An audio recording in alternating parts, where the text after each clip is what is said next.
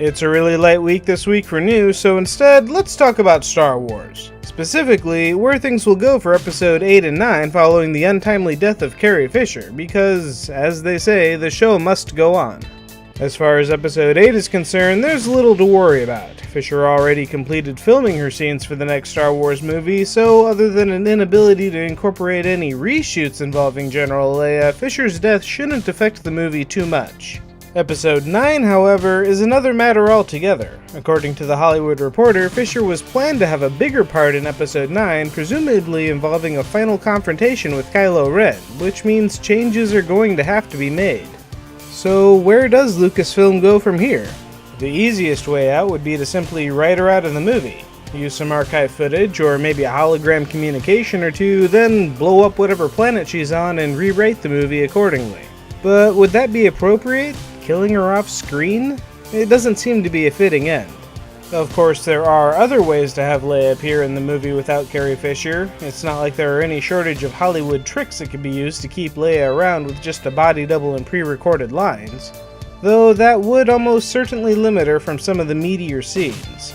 I'd like to think that recasting is off the table. At least I hope it is, because one way or the other, it's likely Episode 9 will be the end of Leia's story, and putting another person in the role just seems incredibly wrong. Unless they use the CGI option, which, ironically, was already a hot topic of discussion before Fisher's death.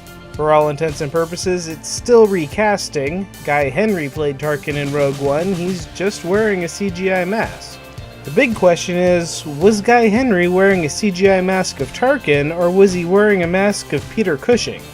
Yes, it was made with Cushing's features, but would a solid makeup job be that different? Using the CGI likeness of Cushing, even with permission of his estate, brought up some big questions about the morality of using an actor's likeness after his death. Where do you draw the line? After all, Hollywood wants to make a Casablanca remake. If that sounds bad, imagine a Casablanca remake using a CGI Humphrey Bogart. But your scientists were so preoccupied with whether or not they didn't stop to think if they should. In the case of Rogue One, I think the use of CGI characters could be justified. After all, it's not like the original actors were going to be able to reprise those roles, and having the likenesses of the original actors in the movie is more than just a nice Easter egg. It helps the continuity. The circumstances of Episode 9 are a little different though. Creating a CGI Leia would be getting really close to Weekend at Bernie's territory. But then again, might that not be what Fisher would have wanted? To put Fisher in the role of Leia one last time and give her the send-off she deserves? Would that honor her memory or simply be exploitive? I think I could live with a CGI Leia, but it would have to be done right. It's a touchy subject. Fortunately, Lucasfilm has plenty of time to weigh the pros and cons. But enough about movies 3 years away, let's check out what's coming out this week, starting with monster trucks. That guy from the X-Men movies who looks like Matt Smith is taking a break from ruining MacGyver to play a teenager whose truck gets taken over by a monster. If you have small children, take them to see Rogue One instead. Next up, the Bye Bye Man.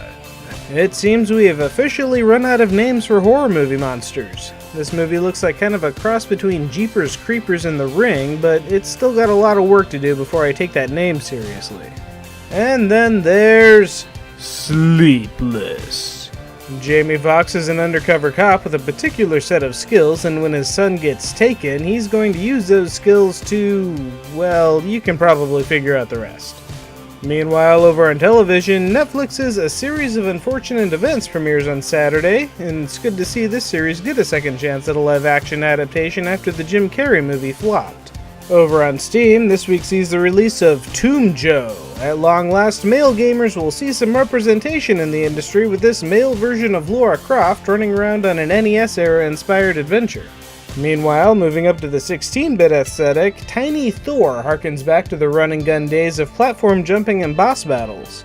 Next up, I had to watch 2 videos to figure out what kind of game Caladrius Blaze actually was. With all the anime-style characters, you might think it was a visual novel, but behind the dramatic presentation and elaborate story mode, it seems the game is actually a bullet-held top-down shooter. Detention is another weird one. It's a 2D horror game set in 1960s Taiwan, and it looks like an incredibly creepy experience. For something a little more simple, our RPG Maker entry this week is Introvert Quest, a game about a socially awkward shut-in who finds out that he was probably right all along about staying inside. And finally, one of the more memorable games to come out of E3 last year, Rise and Shine is an action puzzle platformer with a new twist in the genre, remote control bullets. Beyond that, the game just looks gorgeous and is full of gaming culture references. And wrapping things up with this week's awesome video, the Warp Zone is here to remind us that New Year's resolutions may sound great at the time, but maybe it's better to be more realistic. Hey, eat a carrot! So like, just eat a carrot a day? No, just one carrot. One carrot this year. Just commit to eating a carrot, and then do it. That's everything for this week, so what's your take on CGI Leia? Let me know in the comments below. Be sure to like and subscribe, pass this video around to your friends, and have a great week.